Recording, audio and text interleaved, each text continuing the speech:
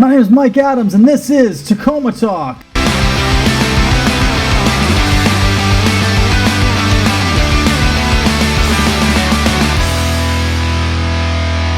All right, so one of the big things that everybody's been talking about today and for the last few days has not been the two AFC games, or the two NFL games going on in the AFC and NFC Championship. They have not been talking as much about Joe Burrow versus Patrick Mahomes, the rematch. They have not been talking so much about Brock Purdy going to freezing cold Philadelphia to take on Jalen Hurts and the Eagles. They're talking about the two old guys who are taking their time right now to consider whether or not they would like to retire. And those two old guys are by the name of Tom Brady and Aaron Rodgers, both in very different situations. For Tom Brady, his contract's up, so he's a free agent this offseason. I did a different video on the teams that Tom Brady should be looking at and where locations that I think make the most sense for Tom. So you can look at that. Go Hawks. I think that would actually be a beautiful fit. That might sound surprising to you. Check out the video. I explain it pretty well because I am a genius. I got that going for me.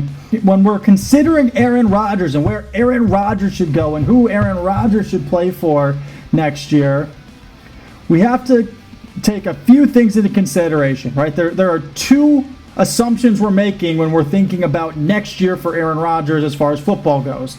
The first assumption is that he even wants to come back and play. He might be content retiring. So that's the first thing that we have to take into consideration. The second thing we have to take into consideration is that Green Bay actually wants to move on from Aaron Rodgers. We don't know either of those two things to be true. For Green Bay, that might be going, well, it is time to look to the future.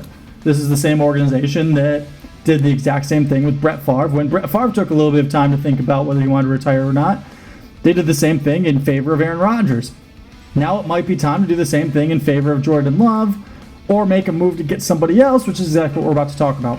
There are four viable options that make sense for Green Bay, the trade partner team, and Aaron Rodgers. Okay, so who are my four trade partner teams? First, I've got the Miami Dolphins. I know that they currently have a quarterback. I know that he's going to be recovered from the concussion at the start of next season.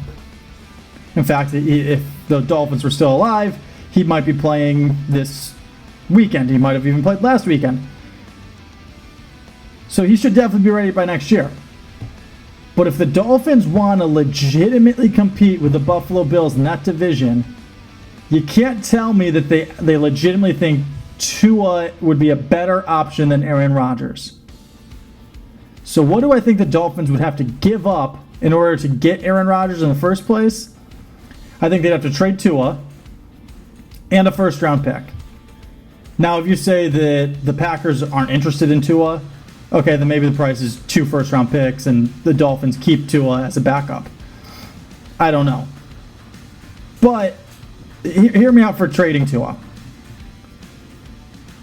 Tua to Green Bay might actually even be what's best for the kid. He gets a chance to go into the quarterback competition next year against Jordan Love, who I would actually give the edge to Tua in that battle. He gets the chance to have a change of scenery, a new environment. He gets to play for a coach that loves to throw the ball, which Tua I'm sure would enjoy. He gets a young receiving core, and he gets a reliable running back to hand the ball off to. He has a lot of that in Miami, but it's not really up to him. It's up to the Dolphins if they want to trade him or not. Okay, so what does Aaron get out of this trade? Well, he gets a great receiving core. Tyreek Hill and Waddle and Gesicki. He gets great weapons right away. So there's that. What does Miami get? As I said, they get to instantly match Buffalo in the quarterback competition. And could you imagine if we got to actually watch Aaron Rodgers and that offense go up against the Buffalo Bills twice a year? That could be a lot of fun for us, the viewers. And it gives Miami a chance to win that division, a chance that I don't think they have with Tua. All right, what does Green Bay get out of this? Well, Green Bay gets Tua. They get the opportunity to evaluate somebody against Jordan Love, and potentially he could be the quarterback of the future for them. he might make more sense in Green Bay than he does in Miami. All right, what's the next team that I like? I like Aaron Rodgers to the Jets. I think the Jets are an organization that's a few pieces away. I'm not quite willing to say a quarterback away. They're a few pieces away. And Aaron could be one of those pieces. So for New York, they have kind of the same advantage that Miami would have, which is that at least as far as quarterback goes, they immediately can contend with the Bills. I don't think they have quite all the receiving weapons they need, but they've got a great running game. They've got a great defense. There's a winning formula there, and you can plug Aaron in and make it work. Now, what does Green Bay get? Well, they get an additional first and third round pick, and they get Zach Wilson. And Zach Wilson might do better in Green Bay than in New York. Get him away from the big city. Get him into a smaller market. Get him away from all of those types of distractions.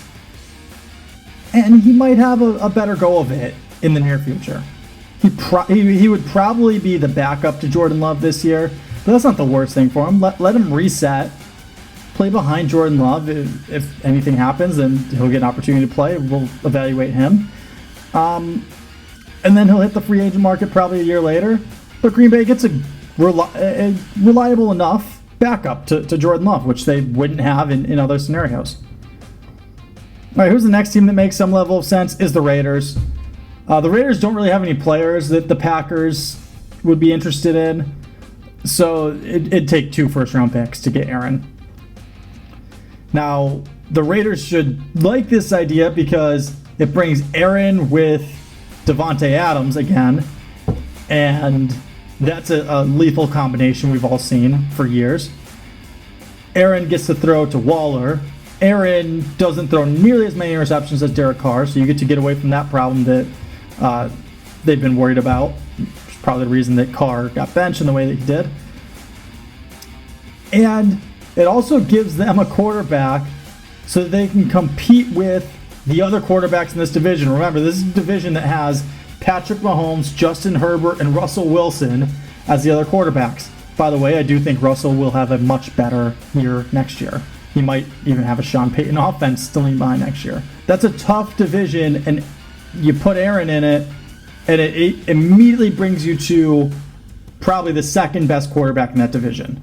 The Packers, they would get a couple of first-round picks that they can use to put some weapons around Jordan Love, and that's really your best-case scenario if you're moving forward with Love. All right, now, there's one more team, and I didn't think of it. It did inspire this entire thought process that resulted in this video.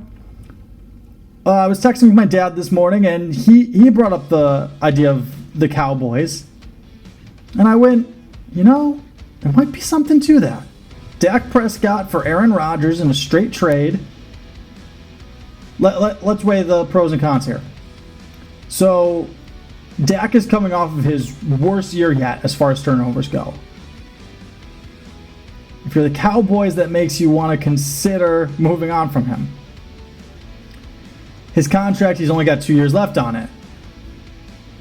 The Cowboys, and Jerry Jones specifically, are very much in a win-now mode. And let's also not kid ourselves, the Cowboys are putting a lot of blame on Dak Prescott about that loss. Last time I checked, it was a team game, and I'm kind of blaming some of those offensive schemes. Now, don't get me wrong, I'm not forgiving Dak for those 2 awful interceptions, but there's definitely a level of animosity there when the team is tweeting out things like this. Dak Prescott gave away the ball twice in the narrow loss to the 49ers in a matchup the Cowboys had a chance to win if they didn't again generate self-inflicted wounds. That's from the Dallas Cowboys official Twitter page. The organization, and you got to think that Jerry approved that, is turning against Dak. So it's a very real possibility that the Cowboys might be looking to move on from Dak. And if that's the case, Aaron Rodgers for Dak Prescott makes a lot of sense to me. You swap the quarterbacks. You pair Aaron Rodgers back up with Mike McCarthy. The two won a Super Bowl together back in the 2010 season. Dak gets to go to a young team young receivers, good running back. Same things I've been saying this whole time. This could be best for all parties concerned. Jerry's very hungry to get a Super Bowl in the near future. I don't want to be rude, but we can all imagine specifically why Jerry might want a Super Bowl in the near future. Aaron Rodgers gives you a better chance than Dak Prescott. We've seen Dak play. He's been in the league for a while. He's a good quarterback. Is not Aaron Rodgers good? Dak is accurate. He's not Aaron Rodgers accurate.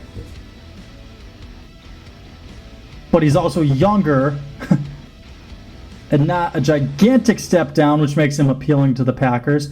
And his current contract is cheaper than Aaron Rodgers, which should make him appealing to the Packers. If you like anything you saw in today's video, please like and subscribe.